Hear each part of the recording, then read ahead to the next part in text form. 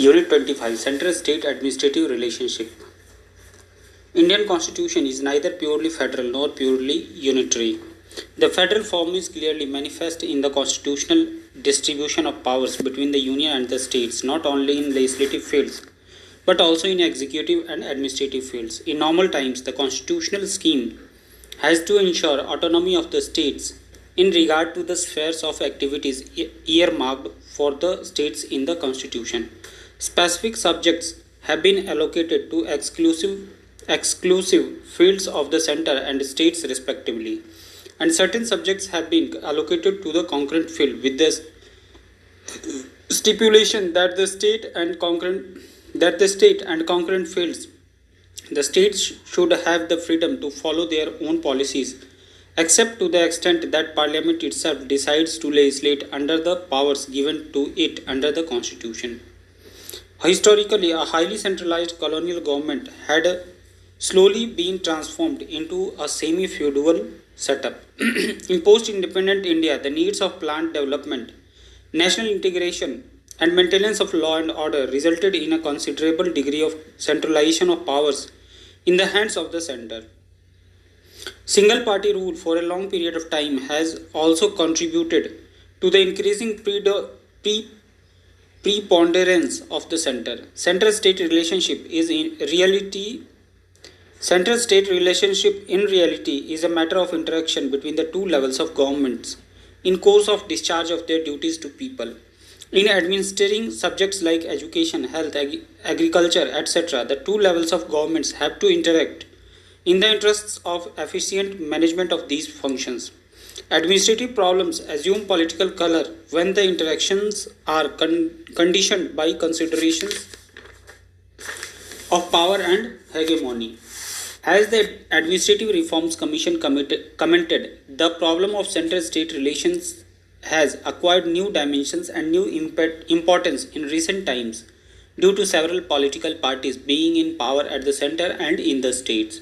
In this unit, we will study about the division of administrative powers between the center and the states and constitutional and extra-constitutional devices for securing cooperation between the two sets of governments. This unit will also discuss about the different ways in which the Union exercises its control over the states. Central state administrative relations. As earlier pointed out, the Constitution has clearly delimited the scope of legislative and executive authority of the Union and the states. It is at the same time expressively provided under Article 256 of the Constitution that the executive power of the states shall be so exercised as to ensure compliance with the laws of Parliament.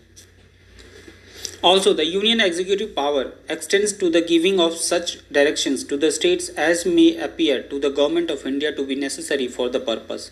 It is further stipulated under Article 246 of the Constitution that if the state government fails to endorse the laws passed by the Parliament within its jurisdiction, the Union government can issue directions to the states to ensure their compliance.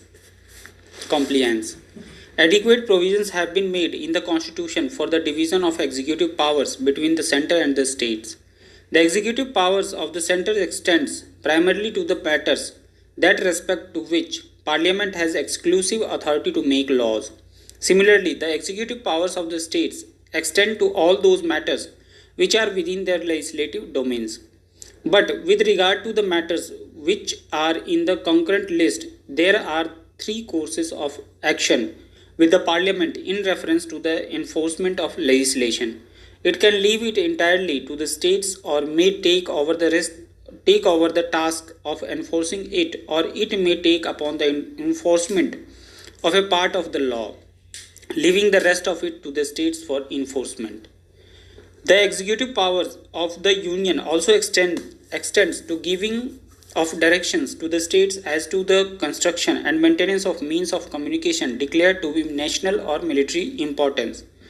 The Union government can give directions to the states for the protection of railways within the states. There is a constitutional provision under which the President may, with the consent of state government, entrust either conditionally or unconditionally to the state or its officers functions in relation to any matter falling within the ambit of Union executive power. A state can also, with the consent of union government, confer administrative functions on the union. India being a federation, the constitution established dual polity with the union at the center and the state at the periphery. The dual government system and the division of powers are key features of the federal system. Since cooperation and coordination between the central and state governments are necessary for smooth running of the federation, the constitution provides for a detailed division of executive, legislative and financial powers. The administrative relations between the union and states can be discussed under two parts. A. Power exercised by union over the states as granted by the constitution, and B. Powers exercised by the extra constitutional agencies. Division of administrative powers between the center and the states as per constitutional provisions. Directives by the nation to the state governments. The executive power of the union also extends to giving of direction to the state under Article 256 for their compliance. This power of the union extends to a limit of directing a state in a manner it feels essential for the purpose. For instance, the union can give directives to the state pertaining to the construction and maintenance of means of communication declared to be national or military importance or protection of railways within the state. This is essential to ensure the implementation of parliamentary laws throughout the country. Non-compliance of directives might lead to a situation where the union can invoke Article 356 for imposition of President's rule in the state and take over the administration of the state. B. Delegation of union functions to the states. Under the constitutional provision of Article 258, the President may, with the consent of the state government, entrust either conditionally or unconditionally to the government functions relating to any matter falling within the ambit of union executive power. Under Clause 2, Parliament is also entitled to use the state machinery for the enforcement of the union laws and confer powers and entrust duties to the state. A state can also, with the consent of union government, confer administrative functions on the union. See, All India services. Besides central and state services, the Constitution under Article 312 provides for the creation of additional All India services common to both the union and states. The state has the authority to suspend the officials of All India services. The power of appointment and taking disciplinary action against them vests only with the President of India. The idea of having an integrated, well-knit All India services to manage important and crucial sectors of administration in the country, which was the legacy of the past, was incorporated in our constitution. Their recruitment, training, promotion, disciplinary matters are determined by the central government. A member of the Indian Administrative Service or on entry into services is allocated to a state where she serves under a state government. This arrangement wherein a person belonging to the All India Service being responsible for administration of affairs both at the center and the states, bring cooperation in administration. Deployment of military and paramilitary forces. These can be deployed in a state by the union if situation warrants, even against the wishes of the state government. Constitution of Joint Public Service Commission for two or more states we have discussed in the unit on Union Public Service Commission in Block 2 of this course that apart from UPSC, the State Public Service Commission, the Constitution also provides for a Joint Public Service Commission when two or more states, through a resolution to that effect in their respective legislatures, agree to have one such commission. The Parliament may by law provide for a joint commission. The constitution of the commission facilitates intergovernmental cooperation. There is also a provision in the constitution wherein, on request by two or more states, the UPSC can assist those states in framing and operating schemes of joint recruitment to any service for which candidates with special qualifications are required. Judicial system. A distinctive feature of our federal system is the presence of integrated judicial system. Though we have federal form of government with two sets of government and dual powers, there is no dual system of administration of justice. This is clear by the presence of single integrated chain of courts to administer both union and state laws, with the Supreme Court at the apex of hierarchy of the courts. The practice of having one set of courts, which was present in our country under the Government of India Act 1935, continued thereafter under our Constitution. The state governments are empowered to undertake the administration of justice and to constitute courts for this purpose. Hence, there is a high court in each state as the highest court within the territory of state, which is required to administer both the union and the state laws. Hence, the Constitution stipulates that the Chief Justice of the High Court be appointed by the President in consultation with the Chief Justice of India and the Governor of the state. The Constitution also provides for creation by the Parliament through law a common High Court for two or more states. For example, the states of Assam and Nagaland have a common High Court. The administration of justice falls entirely within the sphere of state, irrespective of whether a matter pertains to civil or criminal law or whether such a law is enacted by Parliament or state legislature. Interstate Council. India is a union of states wherein the center plays a prominent role but at the same time is dependent on the states for the execution of its policies. The Constitution has provided for devices to bring about intergovernmental cooperation, effective consultations between the center and the states, so that all important national policies are arrived at through dialogue, discussions, and consensus. One such device is the setting up of the Interstate Council. The President is given the powers under Article 263 of the Constitution to define the nature of the duties of the Council. The Council is to inquire into and advise upon disputes which may have arisen between the states. In addition, it may investigate and discuss objects of common interest between the Union and the states or between two or more states in order to facilitate coordination of policy and action.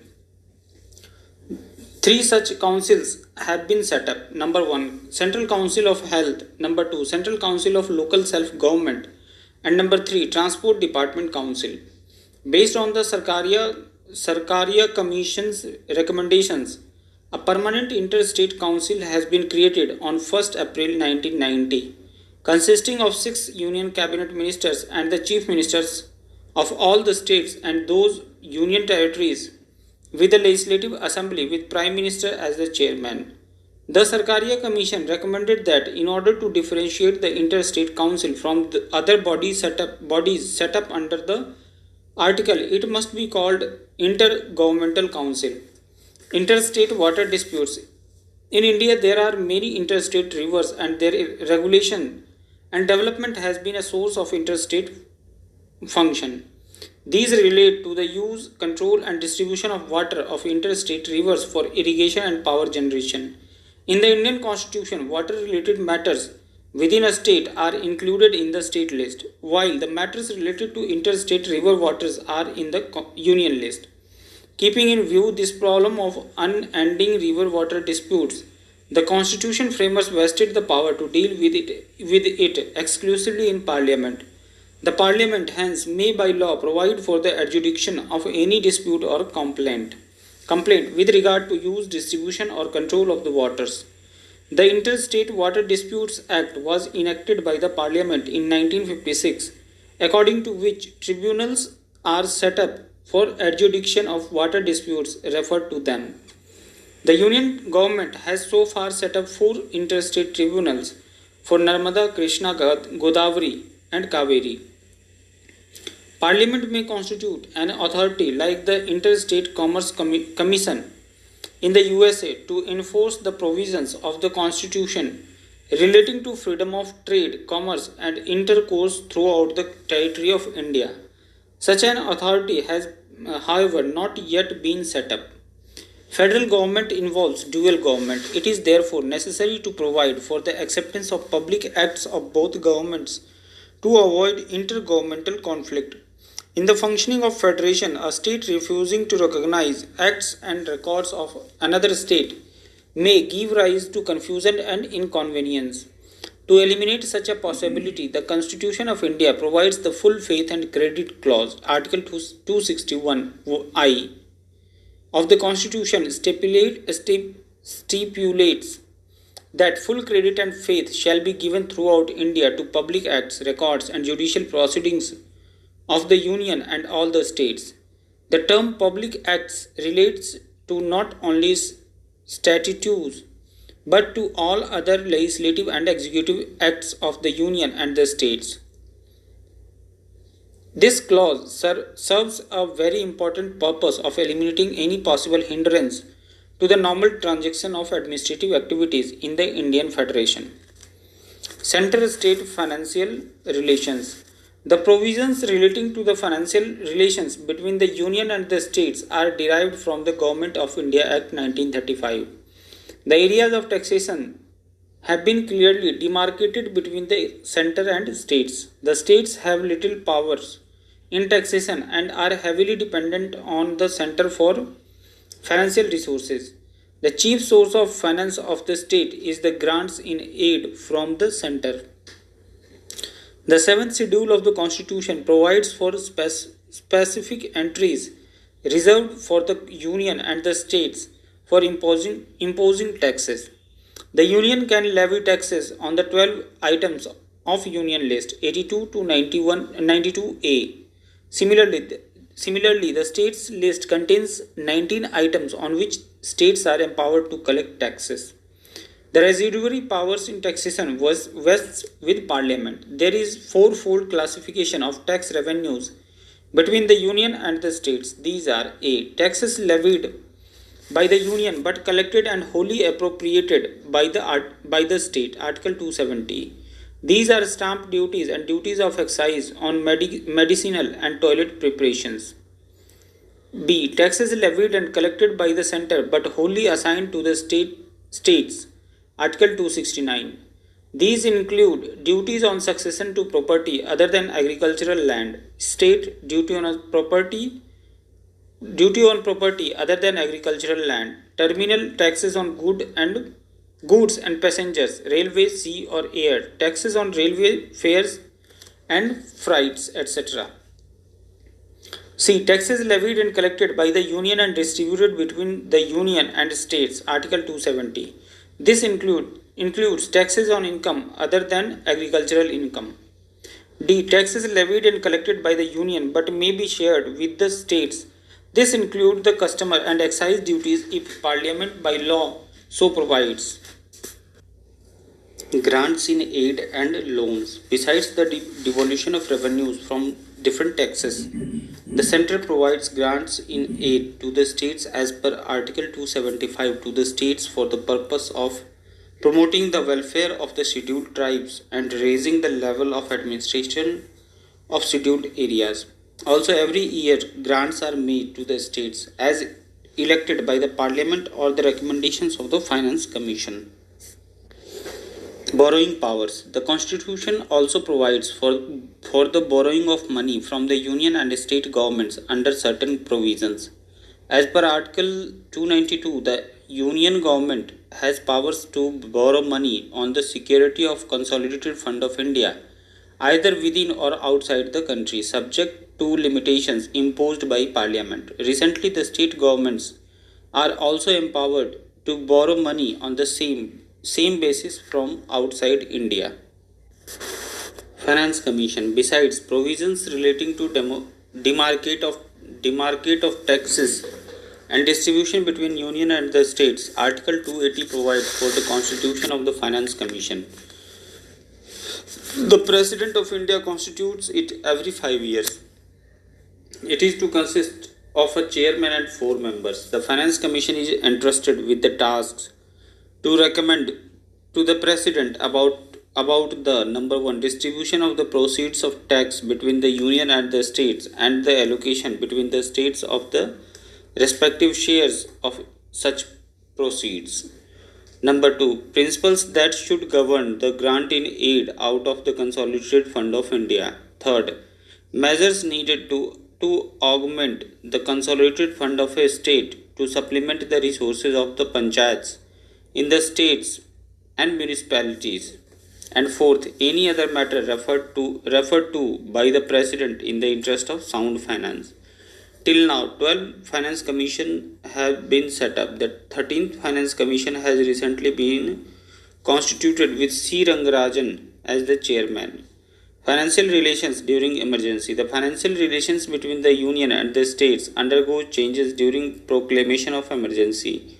In case of financial emergency imposed by the President and under Article 360, it shall be competent for the Union to number 1. Give directions to the state to observe such canons of financial propriety as may be specified in the communication.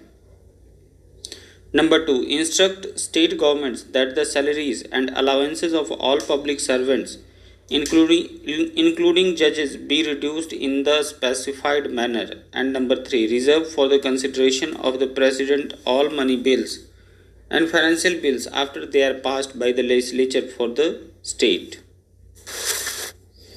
Central State Relations Institutional Framework oblique conferences. There are other extra constitutional and formal devices for securing consultations between the center and the states and for bringing about cooperation and coordination between the states. These devices are to solve the center-state conflicts and promote cooperative federalism. Regular conferences are being held as a matter of practice, like annual conferences of chief ministers, governors, chief secretaries, etc.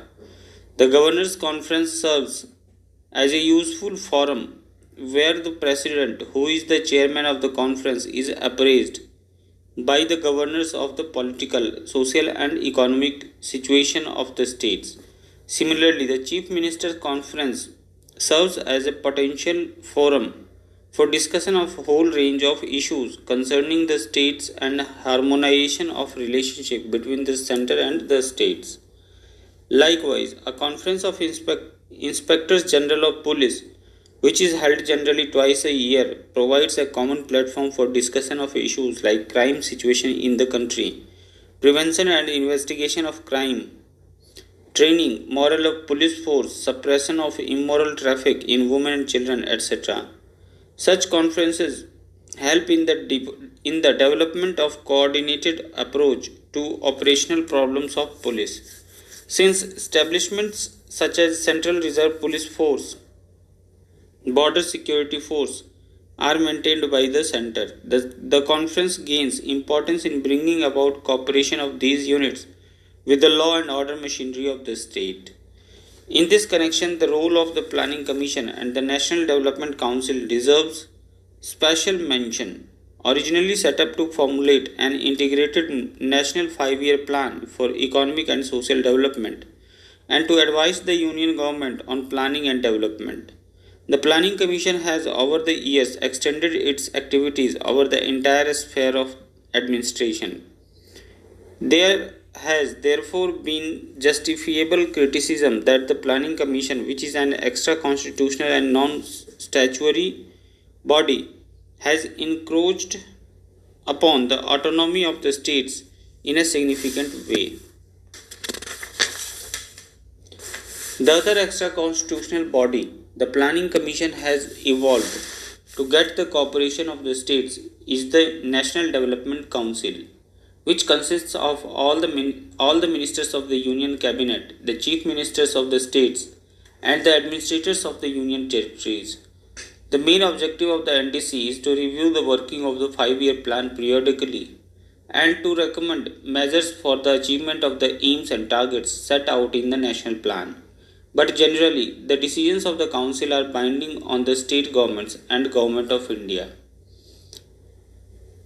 Also, the Planning Commission holds regular consultations with the representatives of the state governments in matters affecting various programs of plan development. National Integration Council. The National Integration Council is another constitutional body created in 1986 to deal with welfare measures for the minorities on an all India basis. It was revived by the National Front government in 1990, comprising not only union ministers and chief ministers of states, but also the representatives of national and regional political parties, labor and women. Zonal councils. These are extra constitutional bodies created under the State Reorganization Act 1956. Five zonal councils for Northern, Southern, Eastern, Western, and Central were created in 1956. The North Eastern Council was set up in 1971 by an Act of Parliament. Each council has the Chief Minister and two other ministers of each state in the zone and the administrator in case of a union territory. The Union Home Minister is the chairman of all zonal councils. The council is to advise the union and state governments which are represented in the council on matters of common concern relating to economic and administrative matters, social planning, interstate transport matters arising out of reorganization of state.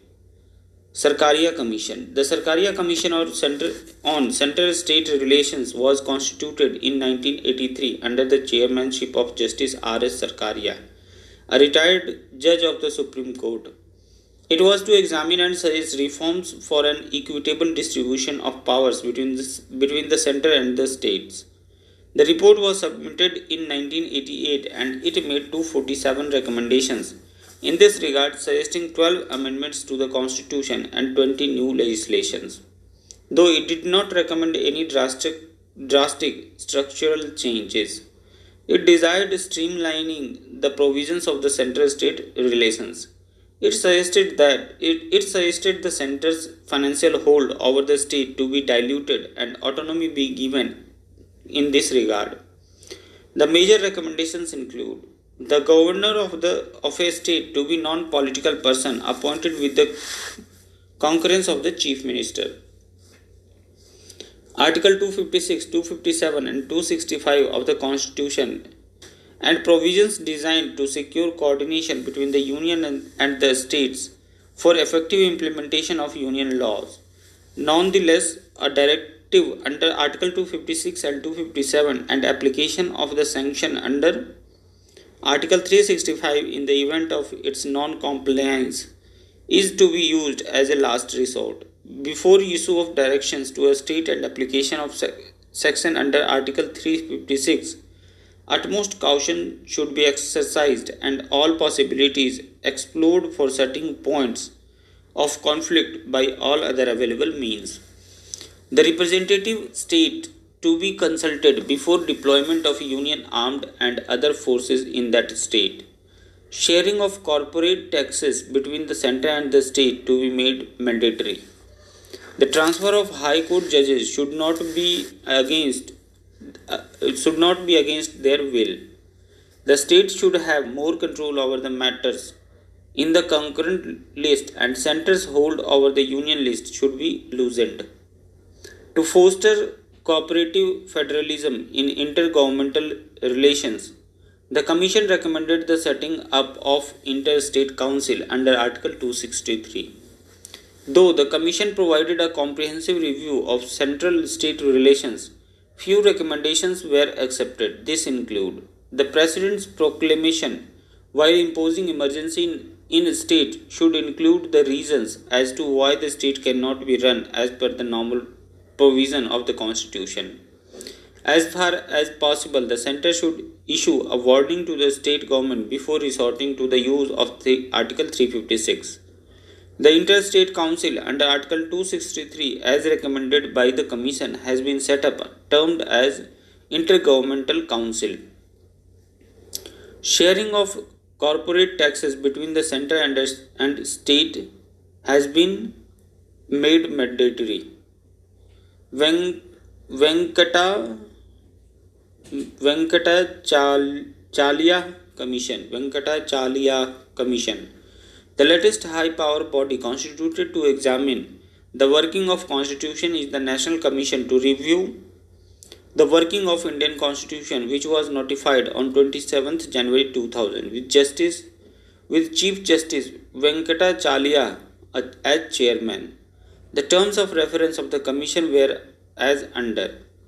The Commission shall examine in the light of last 50 years as how far the existing provisions of the Constitution are capable of responding to the needs of efficient, smooth and effective system of governance and socio-economic development of modern India, and to recommend changes, if any, that are required to be made in the Constitution within the framework of parliamentary democracy without interfering with the basic structure of features of the Constitution.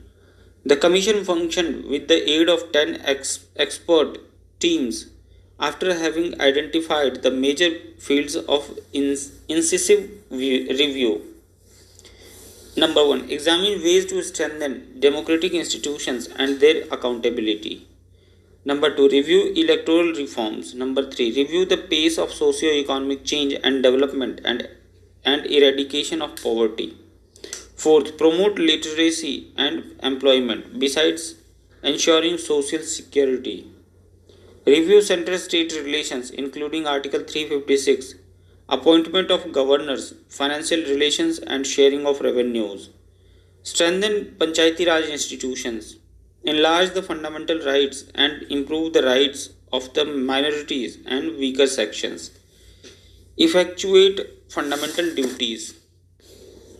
Enforce the directive principles of state policy, legal control of fiscal and monetary policies.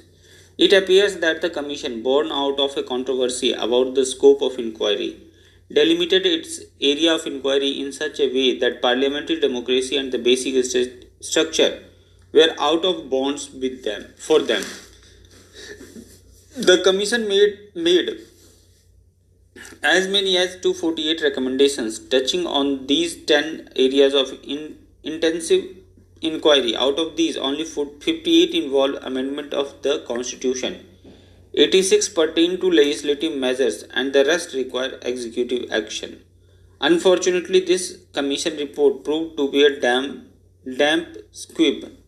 There was hardly any national debate on the issues raised, nor is there any interest among parties, ruling or otherwise, to pursue the issues seriously.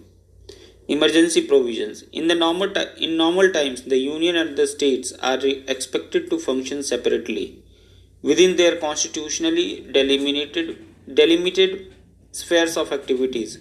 But our Constitution makes provisions for proclamation of emergencies to enable the Union government to acquire the strength of a unitary system in times of emergencies. The Constitution envisages three different kinds of emergencies or abnormal situations calling for a radical departure from the normal government machinery as set up by the Constitution. The first kind of emergency under Article 356, as we have discussed earlier, relates to the failure of constitutional machinery in a state. The President is empowered to make a proclamation when he is satisfied that the government of a state cannot be carried on in accordance with the provisions of the Constitution, either on the report of the state governor or otherwise. Under this provision, President's rule has been imposed in several states at different points of time.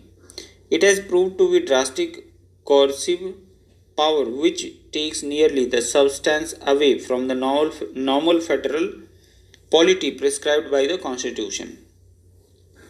The second kind of emergency is the national emergency. Under Article 352, a proclamation of emergency may be made by the President at any time when he is satisfied that the security of India or any part thereof has been threatened by war, external aggression, or armed rebellion.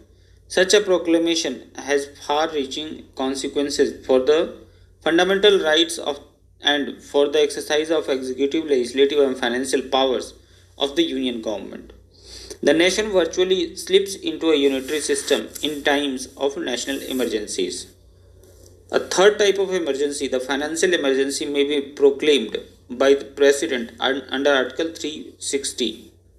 This is done when the President is satisfied that a situation has arisen whereby financial stability or credit of India or any part of the territory thereof is threatened. During the financial emergency, the Union Executive has powers to direct any state to observe some specific canons of financial property, as well as taking measures such as reduction of salaries and allowances of person service the state or the union.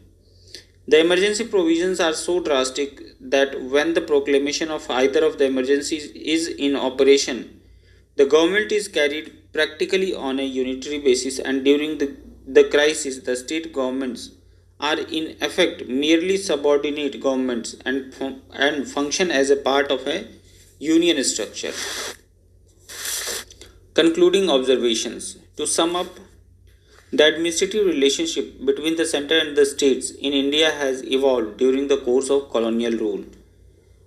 After independence, the Constitution of India provided for a system of intergovernmental relationship both for normal times and emergencies. In normal times, the federal polity was expected to function on the principle of dual government.